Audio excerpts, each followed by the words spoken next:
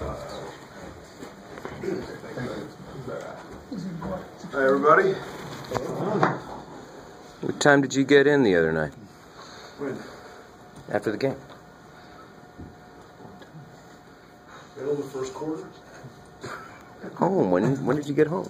The first quarter, 1 o'clock. Yeah, first. Middle of the first quarter. Yeah. I saw the. Oh, you're talking football.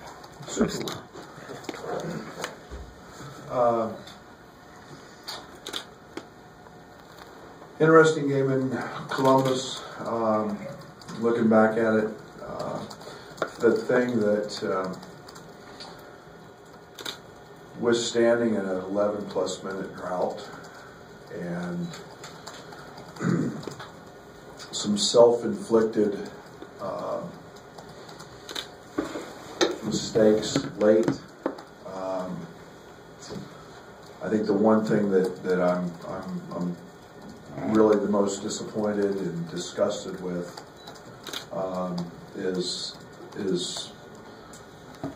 my personal lack of getting these guys to compete on the glass and how much we've slipped there.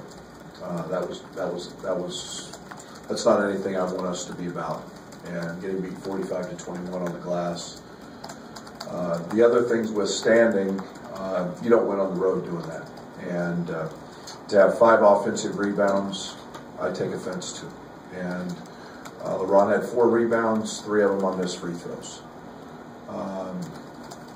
Why that's a stat, I don't even know why they count those. But the rebounding issues is something that that's me. That's on me. That's my lack of attention to it in practice. Staying consistent with it. That's who we have to be. That's who I want our teams to be. Derek told me yesterday a stat I didn't know. We're second in the Big Ten in two-point field goal percentage. We're shy of 55%. And yet that number would go through the roof if we would offensive rebound and get points in the paint and then make a few layups. So I feel good about certain things from that aspect, but that was the one thing I was extremely disappointed in the Ohio State game. Something we've got to make a conscientious effort to get back to. And one time I think we were as high as 4 in the country in offensive rebound percentage, and now we're not in the top 50. So we got to get back to that.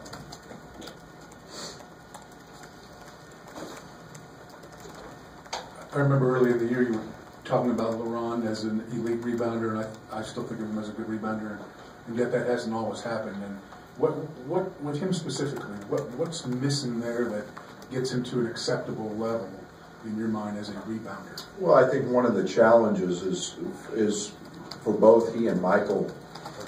Neither one of those guys are what you would constitute as elite athletes, and there's a I guess it's a fight we have as coaches. Sometimes it's better just to go chase it than it is to block out, and sometimes it's better to block out than go chase it. And we're kind of we're kind of fighting that inner struggle. What happens is in LeBron's case, he's not the biggest guy out there. So you get a guy like Wesson, who's 280 pounds, and you know he picks up a foul basically face guarding him, trying to block him out like an offensive lineman, which you can't do today.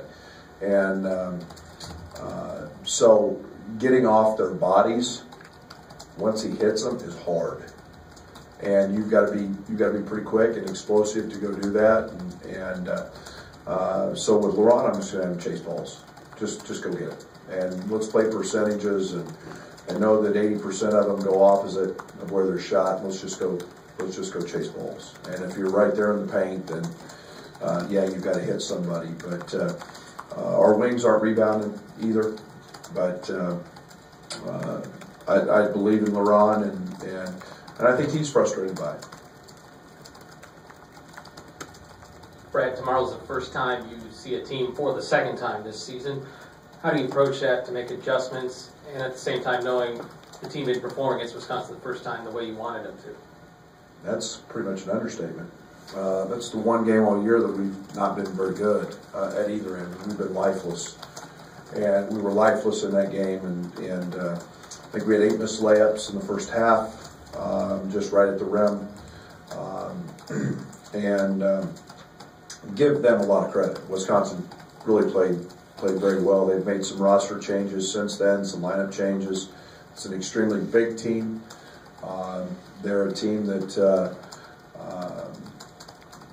literally just made a couple passes and then drove us. And we fouled them, and we didn't guard the ball very well, and those are all things that we have to do better to guard them. Obviously, Ethan Happ is a guy that is an all-league guy. He does a lot for them.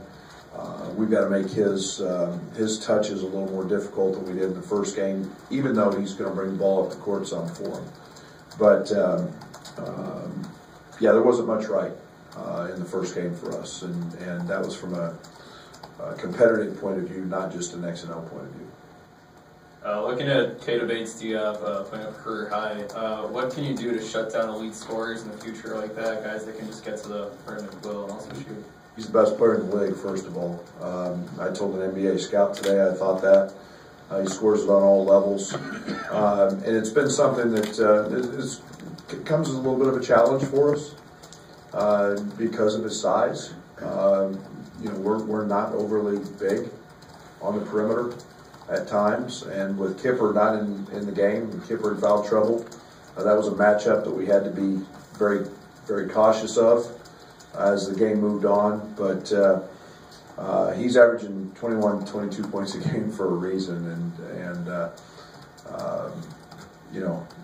just happened to be his night. And guess what? They needed all of them, and he was a one man show for them, and to his credit, he was good enough to do that.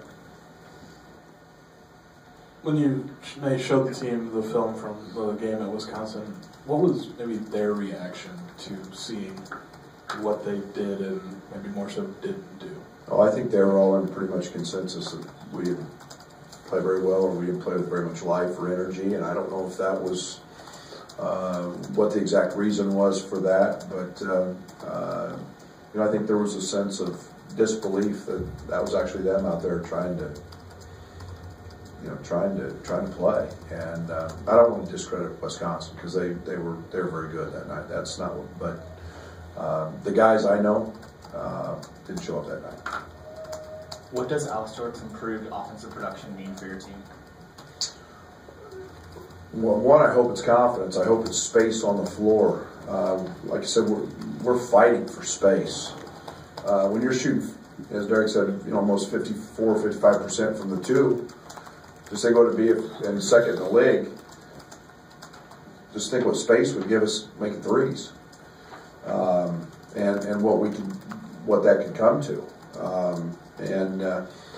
Mark's playing with great confidence. Mark was terrific. He made a bad foul and he made a bad rotation. We talked about that in post game, that we're at the end of the game were things that he can't do that. But his activity has been tremendous. He's been unbelievable all year on the ball.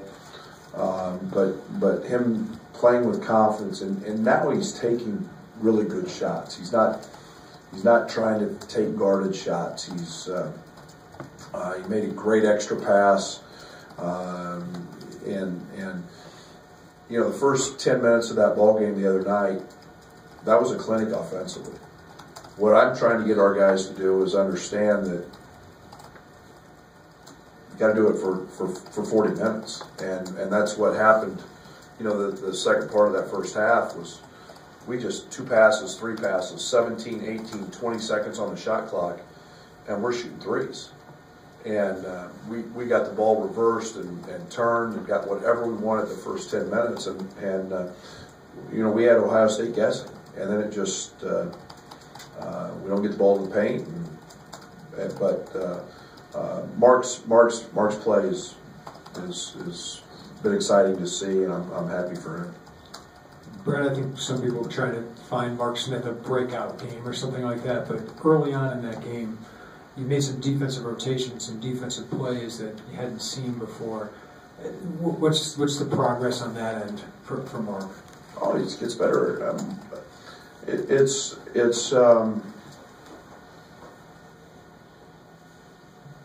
it's growth. I mean, you know, and I think the one thing that I always go back to with Mark is there's a process of growth. There's a process of getting better, and there's nothing wrong with some struggles.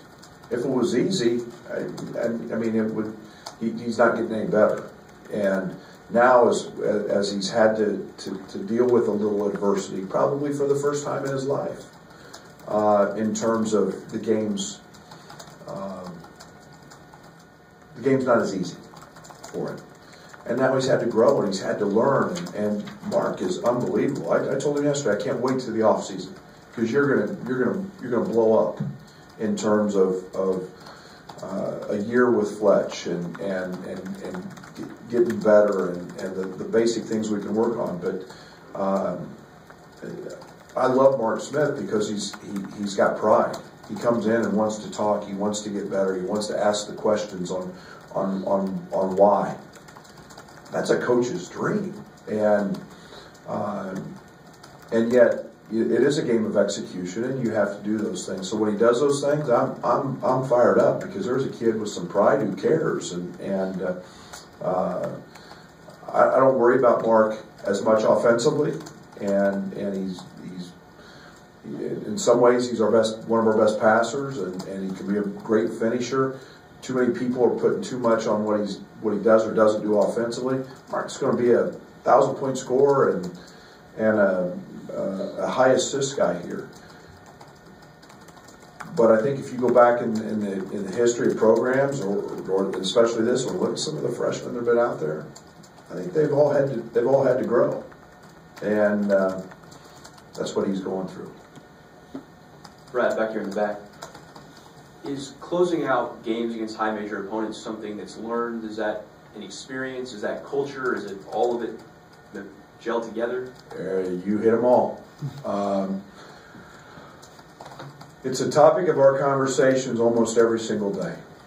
Every single day. And, you know, it's a challenge. We try to shoot free throws in pressure-packed situations with consequences. We try to shoot free throws when they're tired. We try to understand that, you know, it's about being solid. It's about running good offense. We call it the grinder, running offense. It's, you know, it's doing your job. You just being accountable, and it's all of those things. And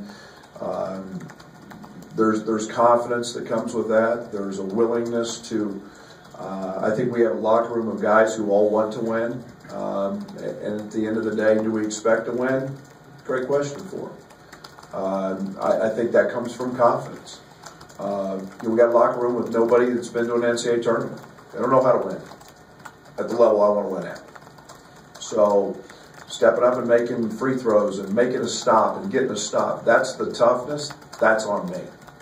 The toughness to not do that, I take that real personal. And you know, we've self-inflicted enough on ourselves. I'm pretty sure Trent shot like 9 3-pointers against Ohio State. What do you think about in terms of how he was like running the offense? I mean, a few of those seem to be contested shots. I mean, with a guy like him, does he kind of have the green light? In a certain sense, I told one guy on this team not to shoot it. When guys come in, it's like I told DeMonte the other day. I said, DeMonte, I got no problem with you. He's shooting 6%. He's shooting 6% from the three-point line. DeMonte took a 3. I said, the only thing that upsets me, because DeMonte comes in the gym every single day, he hasn't missed a day, and shoots ball after ball after ball after ball. I believe in those guys. The only thing that upsets me is when he shot it. Okay, he shot it with 19-20 on the shot clock. He also shot it when he had LeBron wide open on the post. I want him to shoot that ball. With Trent, I want him to shoot the basketball. They switched. They had a matchup problem. I think we witnessed the game before, him hitting 5 in a row or 6 in a row. I'm not going to be that guy to take that freedom away from him. Now, I do think there's some things that I would like to see Trent do better, and that's driving at bigs, and he's got to add a floater in the off season to his game. He's got to add some of those things, but that's part of the growth process. But yeah, Trent's along with everybody else on our team. If they're putting in the time shooting the shots, I'm going to let them shoot. Brad, how are you assessing now a few games with Kipper and LeBron on the floor together, given positives of the offense you get and the trade-offs with the fouls?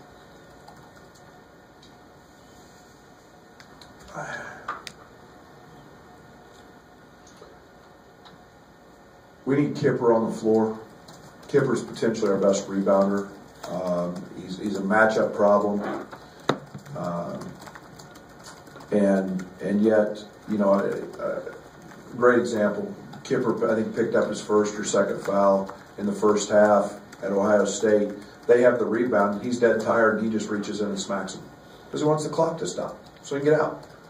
But over the course of the game, that's where you have to be tough enough to play through that. We're not tough enough yet to play through that. And so over the course of the game, now he's got to sit. Now we're in the middle of a 10-minute drought, and a guy who's cooking. He was going offensively early. And we have to play through that maturity or immaturity, whatever you want to call it, or lack of toughness. We need those guys on the court. LeBron's shooting 60+% from the field. You don't think I wouldn't want to get him the ball every single time down the court? Yet we can't commit silly fouls. LeBron, I think, led the Big Ten last year in minutes per 40 minutes. It's a problem. At some point, we've got to become accountable for that. And at some point, it becomes, and it has become. You know, I had Trent, Kipper, and LeBron in foul trouble. Doesn't take much to figure out why you go 11 minutes without a basket. And let alone, we didn't get to the foul line, nor did we get the ball in the paint. So those are things that affect our team a great deal.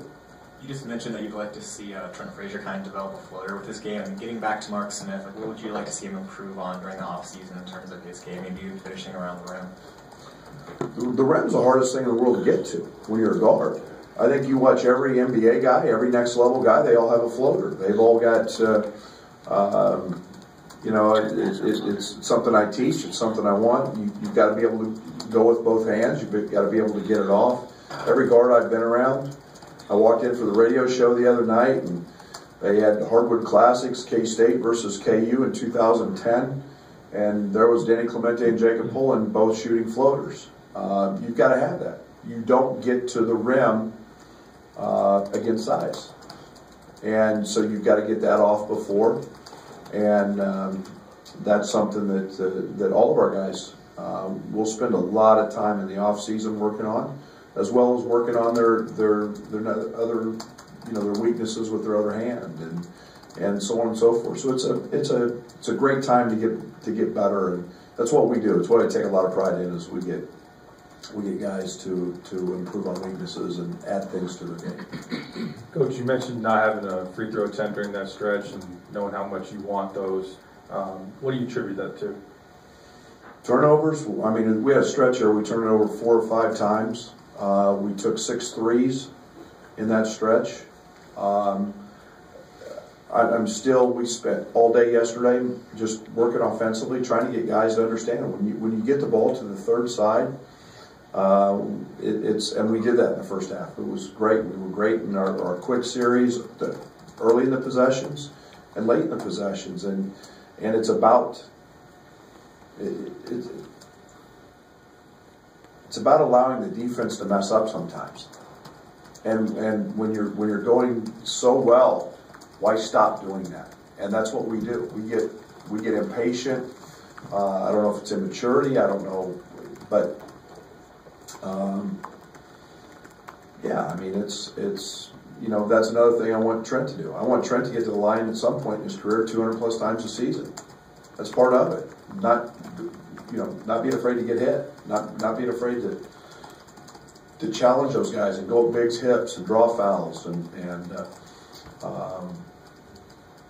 we didn't do a very good job of that at Ohio State, that's for sure. Coach, Io had his jersey retired last night in Morgan Park. What do you know that meant to him and that kind of thing? Just what do you know about that and what that might Well, that's pretty special for a senior to get his jersey retired, and I think that's a tribute to what he's meant to that program, what he's meant to that school. I think it's a tribute to the character young man that he is, and you know, we all know he's a really good player. That speaks for itself. Good players, you have to be really good to get your jersey retired. But I think it also speaks volumes to the type of character he is. Have you heard of any other high schoolers getting their jerseys retired before the season ends like that? Oh, I'm sure it's been out there. I don't pay a whole lot of attention to it until it just seems a little unconventional. Until it, you know, until I've had to deal with it. It's the first one I've had, I think. But pretty cool, I think. I'm going to open it up for the phone line. Steve, I think you're on there. Go ahead. Yeah. Hi, Brad. Steve Greenberg from Charlotte Sun-Times. I have a couple of different broader kind of questions. But first is, a year ago at this time, your Oklahoma State team was upsetting West Virginia, a top 10 team on the road, and getting into what became really a season-changing hot streak. It must have changed so much for that team, that group, including how they perceive themselves. And it might be too late for this team to change its season quite to that extent, but says who? Yeah, maybe not. I mean, all you got to do is get hot at the right time. That's what I want to ask you. What's still at stake? Everything. When you look at the big picture. Everything. I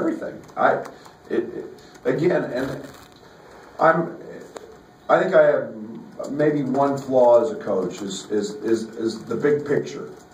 I can't get to that point because I probably coach from the glass half empty philosophy most times because I'm always trying to get it full. And the only way I know to do that is to look at it every day, day by day. I can't get that far ahead, but yet,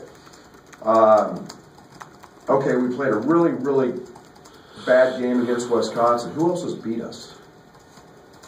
I mean, we've self-inflicted about 6 or 7 times on us. So that belief, man, keeps with me, and I know if we can run offense a little better, I know if we can keep Kipper and Laurent out of foul trouble, and man, anything can happen. I'm a believer in that, and I'm a believer in our locker room and our guys, and if they can just keep believing, and why not? Why not? Who says we can't? And don't tell me we can't, because you know we're going to do everything we can to prove you wrong. So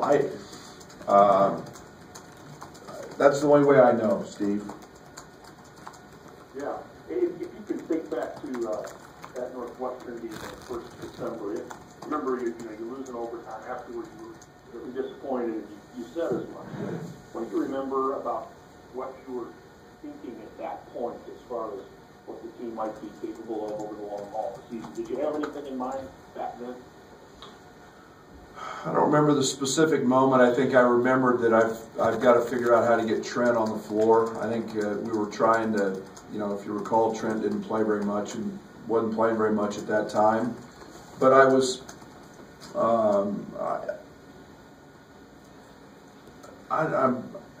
I'm so simple. I'm in the moment. It's always about the process for me. How can I make the process that day better to help us? And you know, I go out every single night and expect to win. I go to practice every day preparing to win, and I don't get much beyond that. And I woke up this morning at 3:30 when I couldn't sleep, and I'm watching Wisconsin and figuring out how can we beat them? How can I help our guys? That's how I function, and I don't get maybe enough big picture. Maybe I should, but I just know that the process, if it holds true for us, the process has been really good to me in my career. And I haven't deviated enough from that. Have you had a nap since then? Great stuff. Thank you. Thanks. Have you had a nap since then? A what? A nap? No. We'll get that tonight. We should probably wrap up. This practice is in 18 minutes. So. We got to get next door. Thanks, Brad. All right, players next door, and then back here at 2:15 for Lovie Smith and the football.